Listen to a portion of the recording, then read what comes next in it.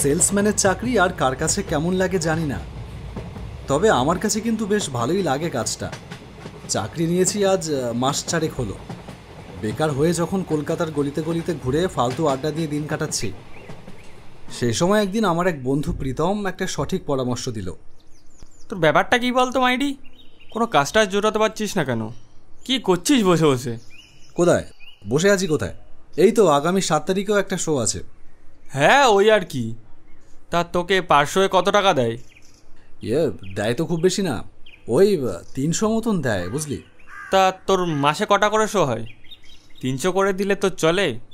দেখ, আমি বুঝতে পেরেছি তুই কি বলতে চাইছিস, কিন্তু কি আর করব বল। চাকরির পেছনে তো এতদিন ফ্যাফা করে কম ঘুরলাম না, না পেলে কি করব? চুরি ডাকাতি তো আর করতে পারবো না, তাই অগত্যা এই অ্যাঙ্কারিং করেই চালাতে হচ্ছে। আমার কাকা যে কোম্পানিতে চাকরি করে সেখানে সেলসে কিছু লোক নেবে বলছিল। না ভাই, মাফ কর। সেলসের কাজে প্রচুর হ্যাপা। টার্গেট পূরণ না করতে পারলে টাকা পয়সা পাওয়া যায় না, তারপর মালিকের মুখ শুনতে হয়। ও আমার দ্বারা হবে না। আরে পুরো কথাটা শুনবি তো। এখানে কোনো টার্গেট ফার্গেট দেয় না। মাসে একটা ফিক্স স্যালারি আছে, তারপর যা সেল করতে পারবি তার উপর তো একটা কমিশন থাকছেই। ও, তা তো বেশ ভালোই। তা কি সেল করতে হবে? কাকাদের কোম্পানি। সে কি, তোর কাকাদের কোম্পানি সেল করে দিতে হবে? আরে ধের, বারবার তুই মাঝখানে কথা বলিস। আগে পুরো কথাটা শোন। কাকাদের কোম্পানি একটা নতুন গ্যাস লাইটার বানিয়েছে, অল্প দামে হিটার লাইটার। তার একটা ভালো ফিচার আছে, তুই আগুনের তেজ বাড়াতে কমাতে পারবি, মানে বিড়িও ধরাতে পারবি আবার মশালও ধরাতে পারবি। শাট আপ, বাজে বকা বাদ দিয়ে কাজটা কি করে পাবো তাই বল। দেখ, কাজটা পাওয়া তোর জন্য সহজই হবে, কারণ তুই থিয়েটারের ছেলে। কথা দিয়ে কি করে মানুষ ভোলাতে হয় তা তুই ভালোই জানিস। আর তাছাড়া তুই যে দেখতে শুনতে খুবই খারাপ, মানে একেবারে কদাকার, তাও বলা যায় না। এই থাক, আমার দরকার নেই। আরে খোঁজে যাচ্ছিস কেন? আর ঠিক আছে দাঁড়া, আমি কাকাকে এখনই ফোন করছি। হ্যাঁ কাকা, প্রীতম বলছি তুমি বলছিলে না তোমাদের কোম্পানির কিছু সেলসম্যান লাগবে? হ্যাঁ, আমার একটা বন্ধু করতে চাই। কি বলবো? ও নিয়ে আসবো আজকেই? 1 সেকেন্ড ধরো। এই আজকে যেতে বলছে, যাবি? হ্যাঁ, আমাদের আম্বানির সঙ্গে মিটিং নেই আজকে, যাওয়াই যায়। ঠিক আছে কাকা, এক্ষুনি আসছি। ব্যাস, তারপরের দিন থেকেই কাজটা শুরু করলাম। বাধা ধরা মাইনের সাথে সাথে টার্গেটও দেয় বটে কোম্পানি, তবে মজার বিষয়টা হলো বরং তার থেকে বেশি সেলের রেকর্ড রয়েছে আমার। আসলে ছোটবেলা থেকে থিয়েটার করার ফলে আমি মানুষের চরিত্র খুব ভালো বুঝতে পারি। তাই একজন মানুষের সামনে আমার প্রোডাক্ট নিয়ে গিয়ে দাঁড়ালে সে যে কি চায় বা তাকে আমার কি বলা উচিত, এসব বুঝতে আমার দেরি হয় না। একজন সেলসম্যানের কাজে এটাই সব থেকে বড় গুণ। এই 4 মাসে কত যে অজানা শহর গ্রাম পায়ের তলায় করে ফেলেছি তার কোনো হিসেব নেই। এ এক অন্যরকম অনুভূতি।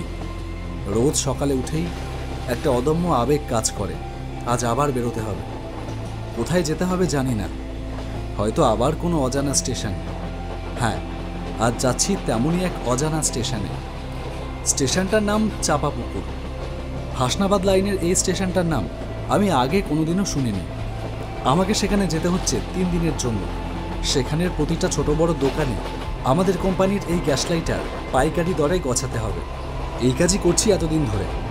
চাপাপুকুরে আমার 3 দিন থাকবার জন্য কোম্পানি থেকে একটা ঘর ভাড়ার ব্যবস্থা করে দিয়েছে। রাতের মধ্যে চাপাপুকুরে পৌঁছে কাল সকাল থেকে মার্কেট ভিজিট করতে হবে, এমনটাই কোম্পানির নির্দেশ।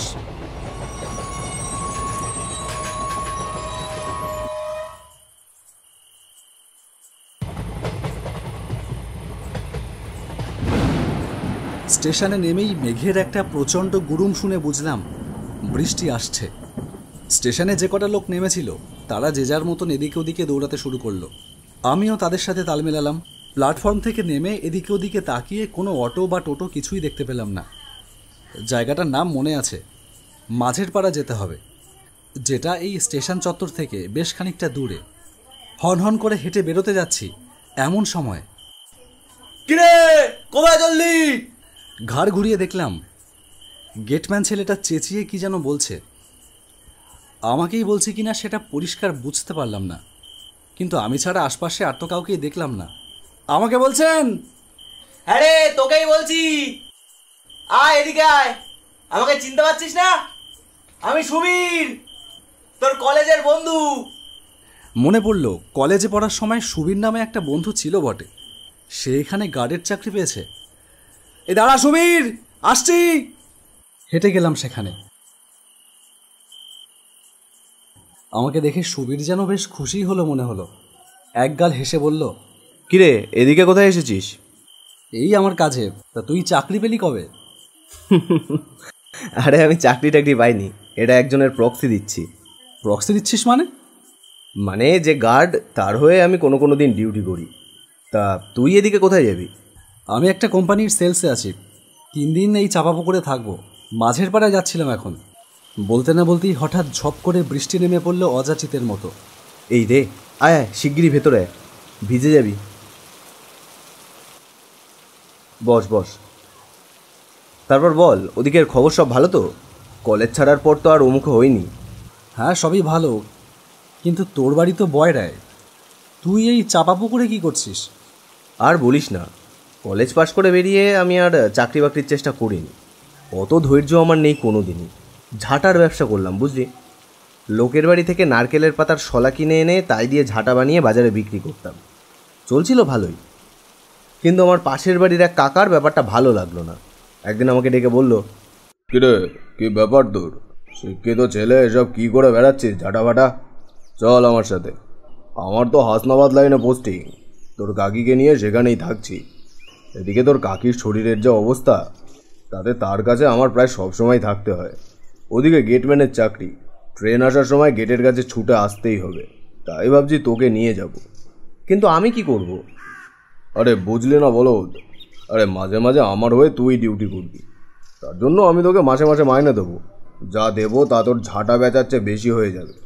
আমার সাথে থাকবি, খাবি, কোনো ব্যাপার না। কিরে যাবি? ভেবে দেখলাম প্রস্তাবটা নেহাতি মন্দ না। তারপর থেকে এখানেই আছি, বেশ আছি। কাকার হোটেলে 3 বেলা খাচ্ছি দাচ্ছি, আর মাসে মাসে মাইনে পাচ্ছি। বিরাট সুখে আছি বুঝলি, আর কি চাই? সেই, কিন্তু বৃষ্টিটা এখনো কমছে না কেন? আমাকে গিয়ে আবার কোয়ার্টার খুঁজে বার করতে হবে। এ যা বৃষ্টি, মনে হয় না সহজে থামবে। তুই এক কাজ কর না, আজ রাতটা বরং এখানেই থেকে যা। কাকা আজ আর আসবে না, কাকিমার অবস্থা খুব একটা ভালো না। কাকিমার কাছেই থাকতে হবে কাকার এখন। তা তুই এইভাবে তোর কাকার হয়ে কাজ করছিস, তুই জানিস সেটা বেআইনি। বেআইনি? এদেশে কোন কাজটা আইন মেনে হয় বাসুদেব? সব নেতা মন্ত্রীরা তো অহরহ আইন ভাঙছে, তার বেলায় কিছু হয় না। যা দোষ কেবল আমাদের মতো চুনোপুটিদের বেলায়। কথায় কথায় রাত বেড়ে চলল, কিন্তু বৃষ্টির তেজ এতটুকুও কমল না। এই বাসু, রাত তো অনেকটাই হলো, এবার খাবার বাড়ি? এই না না, ওসবের দরকার নেই। আরে ধর, তা বললে কি হয় নাকি? যা তুই হাত মুখ ধুয়ে নে, রান্নাবান্না করাই আছে, আমি গরম করছি। খাওয়া দাওয়া সেরে শুয়ে পড়েছি। ঘরে একটাই খাট, তাতেই 2 জন। সুবীর দেখলাম বিছানায় গা দেওয়া মাত্রই ঘুমিয়ে গেল, কিন্তু নতুন জায়গায় আমার চট করে ঘুম আসতে চায় না সহজে।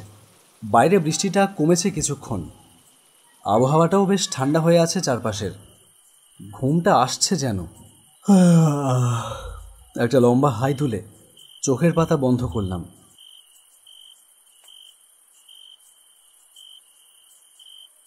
কতক্ষণ কেটেছে জানি না, ঘুমের ভেতর শুনতে পেলাম একটা চাপা গুঞ্জন। কারা যেন ঘরের ভেতর ফিসফিস করে কথা বলছে। কিরে, এ কি সে? না না, এ তো সে না, তার মুখ ভর্তি চাপদারি গো, এ সে না। ও, তাহলে সে কোথায়? হ্যাঁ, সে কোথায় গেল? সে যেখানে আছে সেখানে তো আমরা যেতেই পারছি না। সে আমাদের সাথে চালাকি করেছে, সে কিছুতেই এখানে আসছে না। সে বুঝে গেছে যে এখানে এলেই আমরা তার ঘাড় মটকাবো। তাহলে কি করব এখন? ফিরে যাব নাকি এই দুজনের ভবলীলা সাঙ্গ করব? না না, তা কেন? এরা তো কোনো দোষ করেনি।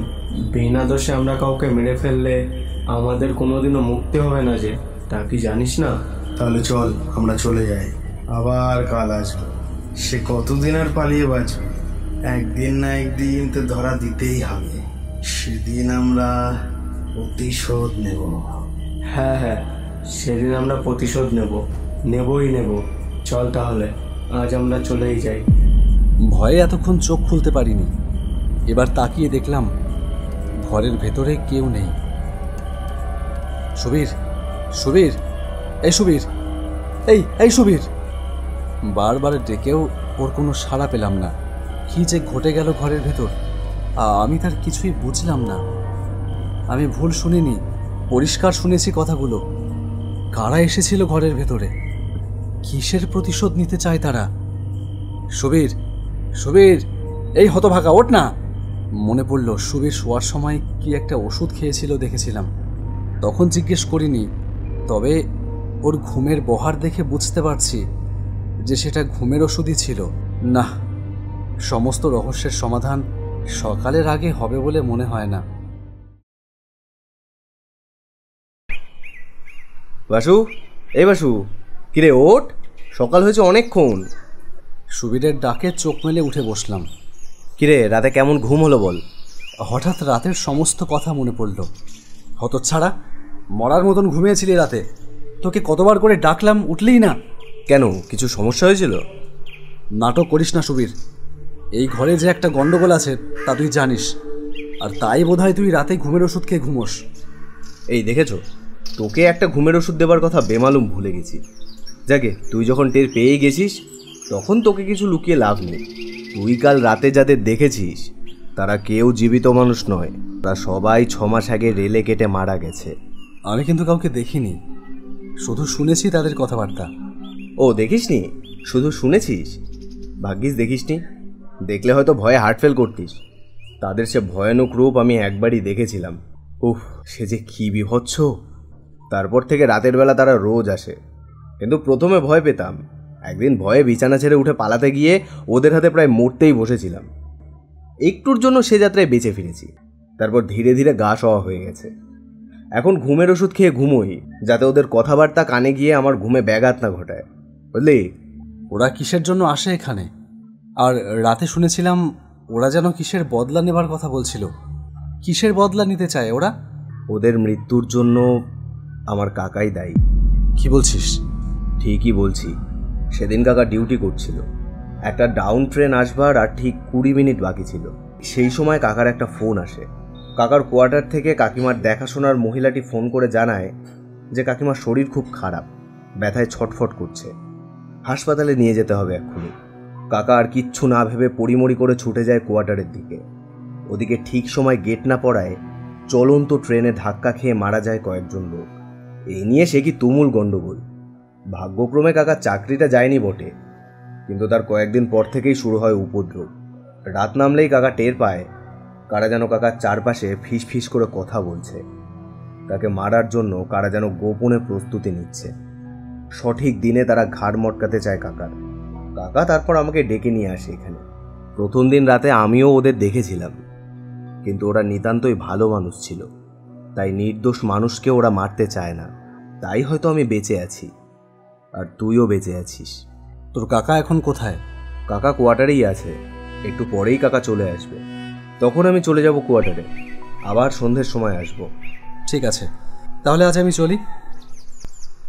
সে কি, এখনই চলে যাবি নাকি? হ্যাঁ, সকাল 9টা থেকে ডিউটি। ঠিক আছে, 3 দিন তো আছিস, আসিস আবার ফাঁক পেলে। আর যাবার সময় পাড়ার মোড়ের রবিদার চায়ের দোকান থেকে 1 কাপ লেবু চা খেয়ে নিস, দুর্দান্ত করে।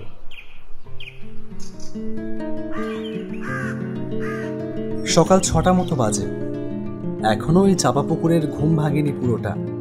রাতের অন্ধকারে যতই কালো ছায়ার দৌরত্ব চলুক না কেন, ভোরের আলোয় তাদের আর কোনো চিহ্ন খুঁজে পাওয়া যায় না।